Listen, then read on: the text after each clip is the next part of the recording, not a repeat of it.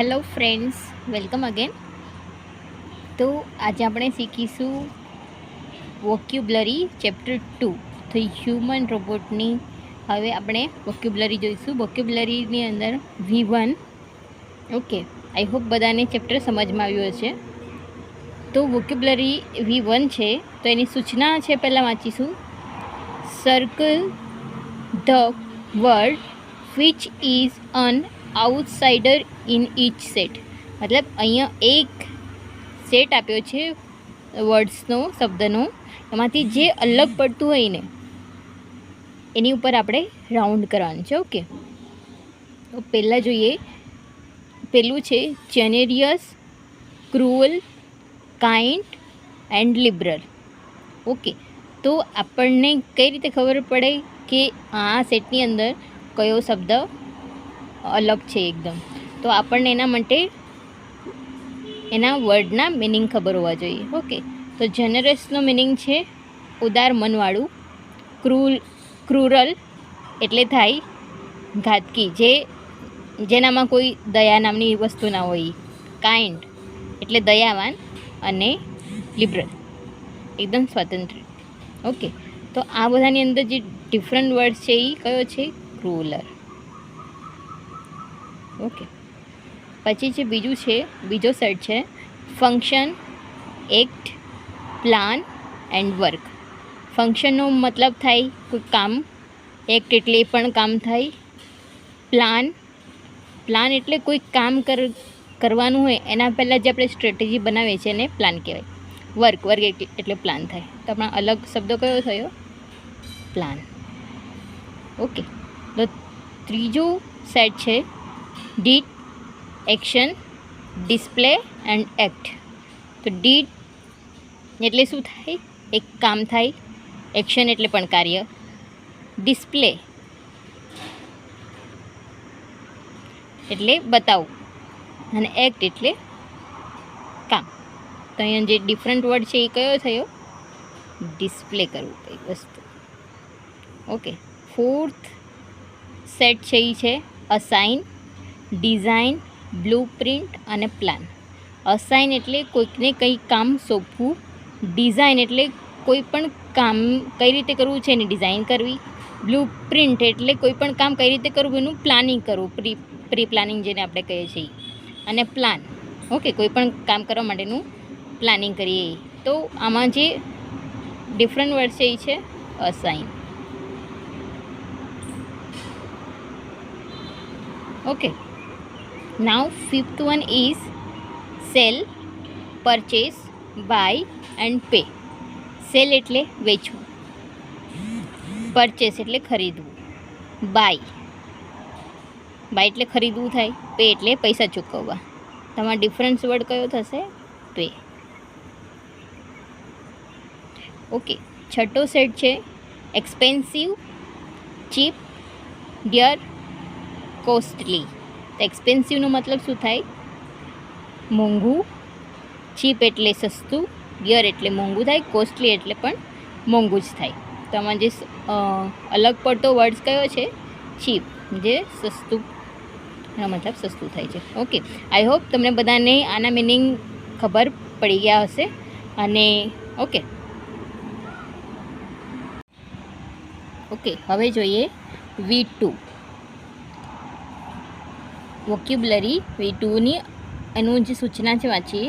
Replace the underline words and make meaningful sentence with the help of words given in the box. મતલબ કે આ જે underline કરેલા શબ્દો છે એને કયા શબ્દો સાથે રિપ્લેસ કરવાના છે? આ જે બોક્સમાં આપ્યા છે 5 શબ્દો, એની સાથે કોઈ પણ જે ઇફિશિયન્ટ એકદમ એને લાગતો વળગતો શબ્દો હોય એની સાથે એને રિપ્લેસ કરવાના છે. ઓકે, તો પહેલું એમાં 5 શબ્દ આપ્યા છે: સ્પેશિયાલિટી, જેનેરિયસ, સેલ્સમેન, એફિશિયન્ટલી અને bewildered. ઓકે, તો પહેલું જોઈએ. નિસર્ગ visited a shopping mall. He saw many persons who sell things in the various section of the mall. તો અહીંયા જે અંડરલાઇન કર્યો છે વેરિયસ હુ સેલ થિંગ્સ, મતલબ મોલમાં અમુક લોકો શું વેચતા હતા? વસ્તુઓ. તો અહીંયા કયો શબ્દ રિપ્લેસ થશે? તો કે સેલ્સમેન. ઓકે, તો સેલ્સમેન છે એ પહેલો શબ્દ આવશે. ઓકે, પછી બીજું છે Khalida is brilliant student, she has a special quality in drawing. Okay, તો આમાં સ્પેશિયલ ક્વોલિટી. ઓકે, તો એમાં શું આવશે? બીજામાં અંડરલાઇન આની જગ્યાએ શું સ્પેશિયલ ક્વોલિટીની જગ્યાએ કયો શબ્દ રિપ્લેસ થશે? તો કે સ્પેશિયાલિટી.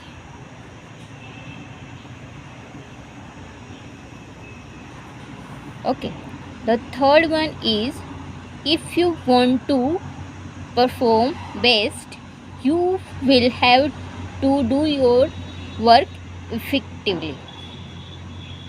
ઓકે, જો તમારે તમારું કામ એકદમ બેસ્ટ જોઈતું હોય તો તમે તમારા કામને કેવું એકદમ સારી રીતના કરવું જોઈએ. ઓકે, તો અહીંયા ઇફેક્ટિવલીની જગ્યાએ આપણે શું લખશું? Efficiently. The third one is replace with efficiently. Fourth one is we are confused very much. Okay, confused very much. તો શું આવશે અહીંયા?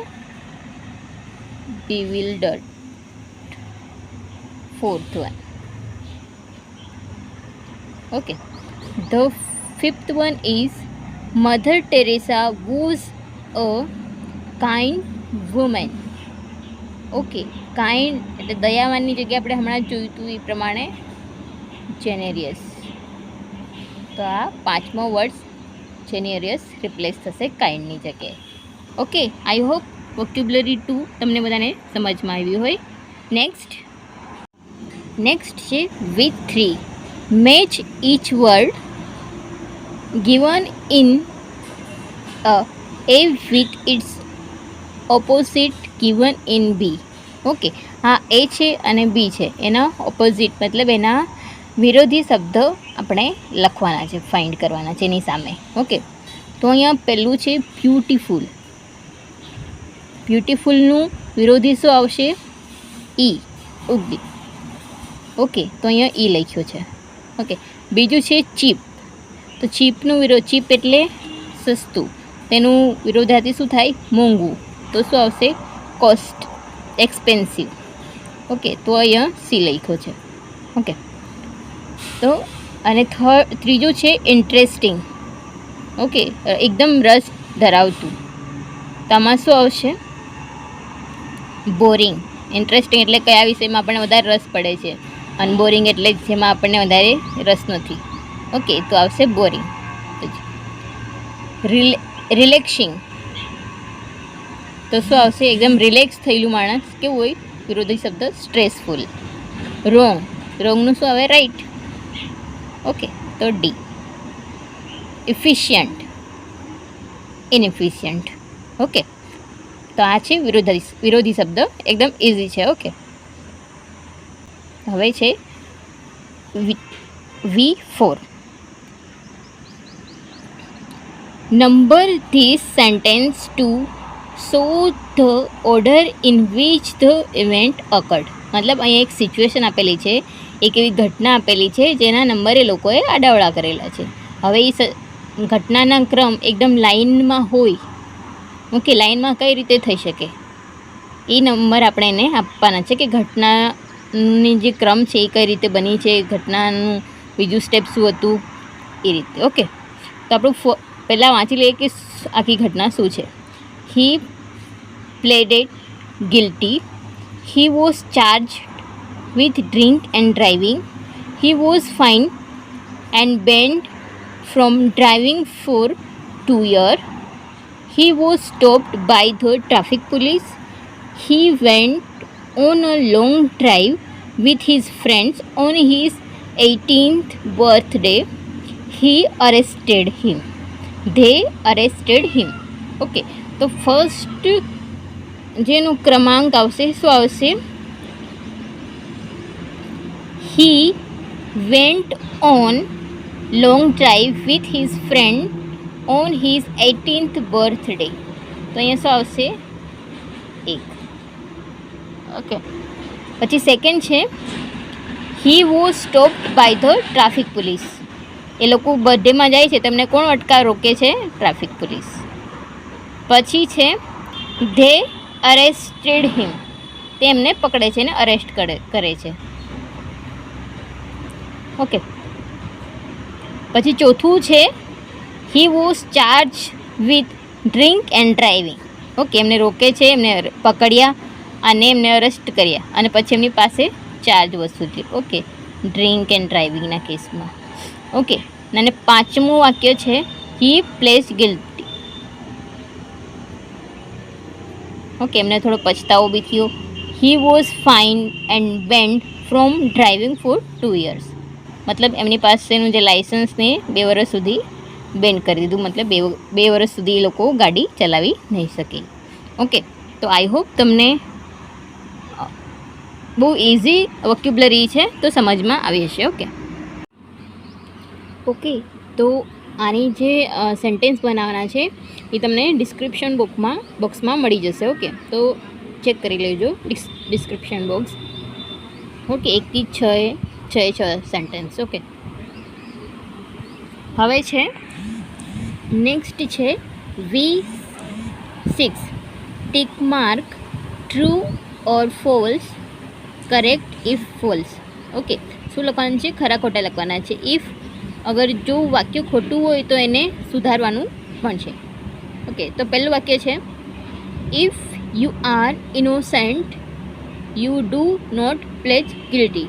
ઓકે, તમે સાચા હો તો તમને ગિલ્ટી ફીલ કરવાની કોઈ જરૂર નથી. તો આવશે true. If you park your car in a parking area you have to pay fine. જો તમે કાર પાર્કિંગ એરિયામાં જ પાર્ક કરી હોય તો તમારે એનું ફાઇન આપવું નથી પડતો. ઓકે, તો વાક્ય કેવું છે? ખોટું, ફોલ્સ.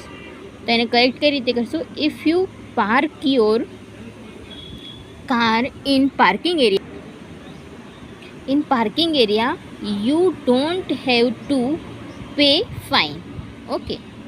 થર્ડ છે to arrest means that the police come and take somebody away because they think that he or she is guilt. Okay, police ક્યારે પકડી જાય? જ્યારે કોઈ he or she જેણે કંઈક ખરાબ કામ કર્યું હોય ત્યારે. True. Okay. People who sell drugs are called a stockist. Okay, જે લોકો ડ્રગ વેચે છે એને શું કહેવામાં આવે છે? સ્ટોકિસ કહેવામાં આવતું નથી. ઓકે, તો આ વાક્ય કેવું છે? ફોલ્સ છે. તો આપણે એને સુધારીને કયું વાક્ય લખશું?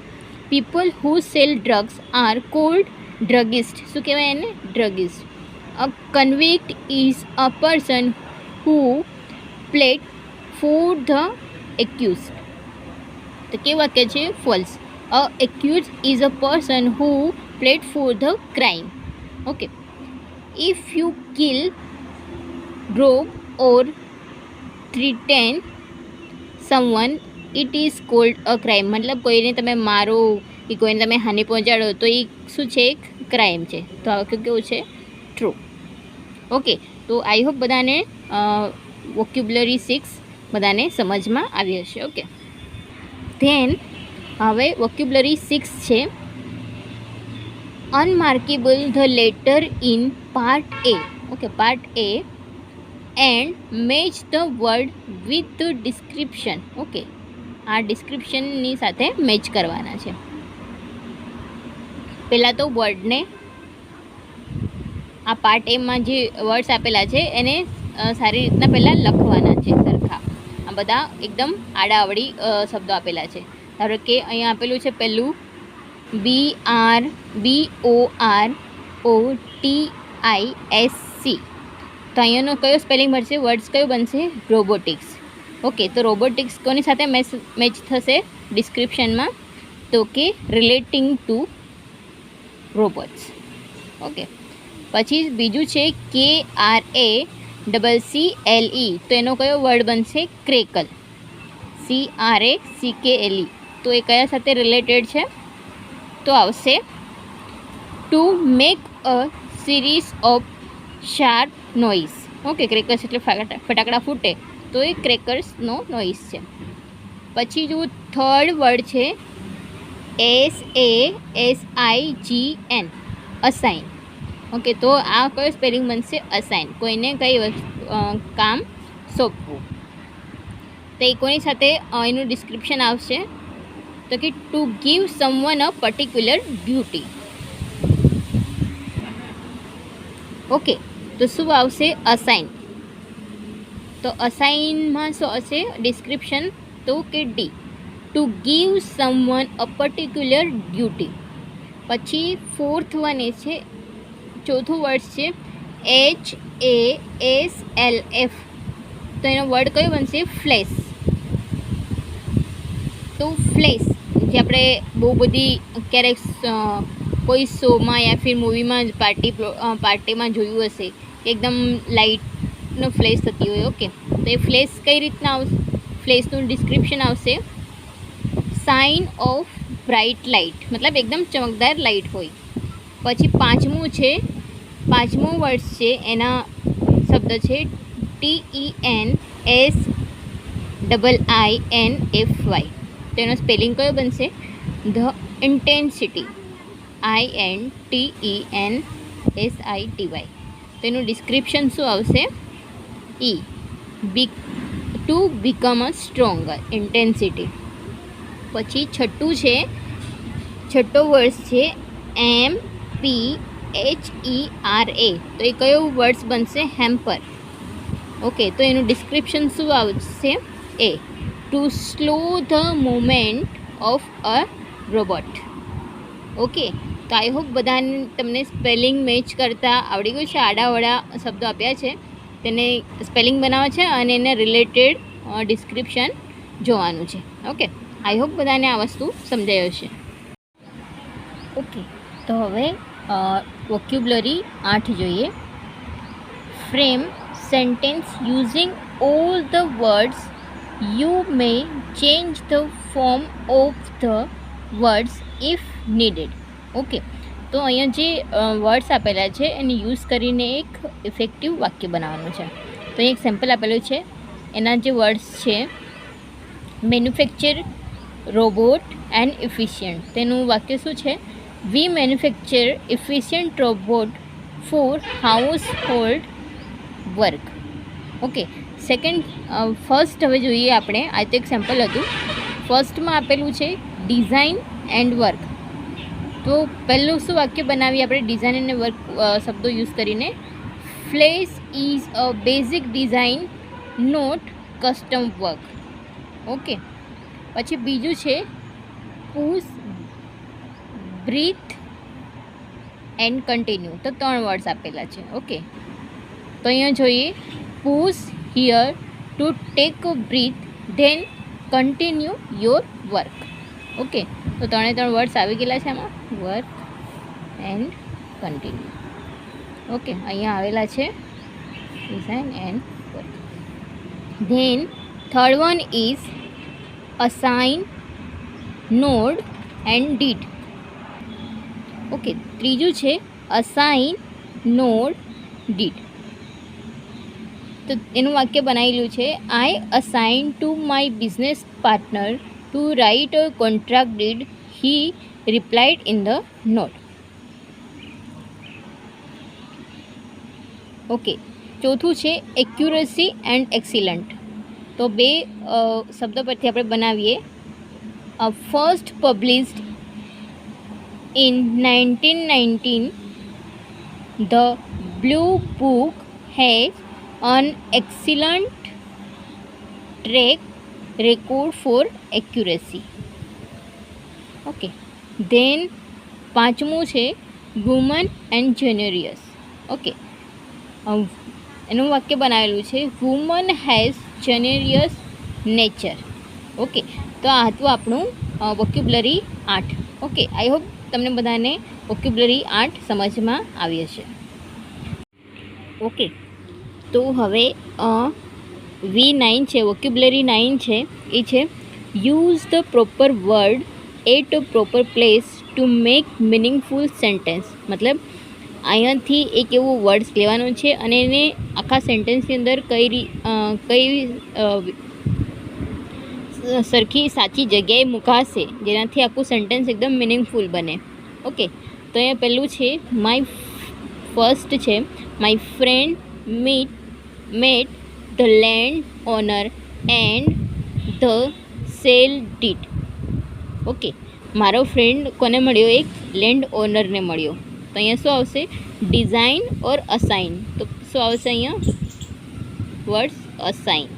ઓકે, અને અસાઇન શબ્દ આપણે વર્ડ ક્યાં મૂકવાનો છે સેન્ટેન્સ પૂરું કરવા માટે, મિનિંગફુલ બનાવવા માટે? તો કે એન્ડ પછી, ધ સેલ ડીડની પહેલાં અને એન્ડ પછી, એટલે અહીંયા વચ્ચે મૂકવાનું છે. શું મૂકવાનું છે?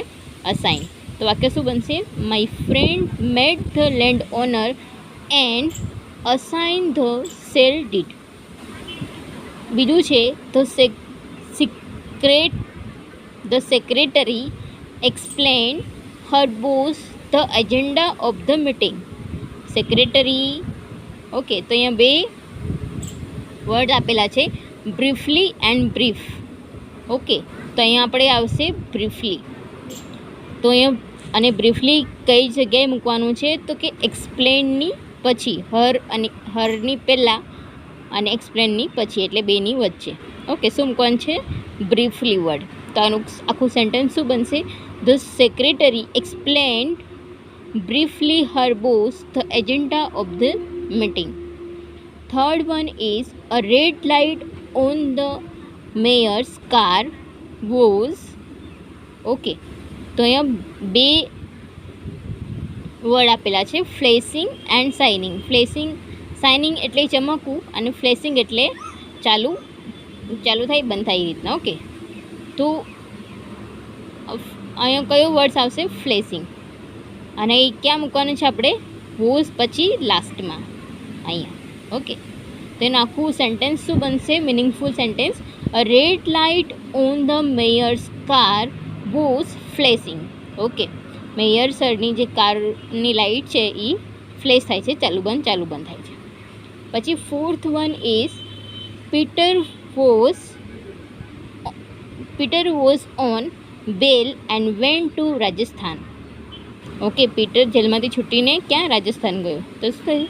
અહીંયા બે વર્ષ આપ્યા છે, મતલબ રિલીઝ થયો અને ફ્રી. તો અહીંયા શું આવશે? રિલીઝડ. અને રિલીઝડ વર્ડ તમારે ક્યાં એડ કરવાનો છે?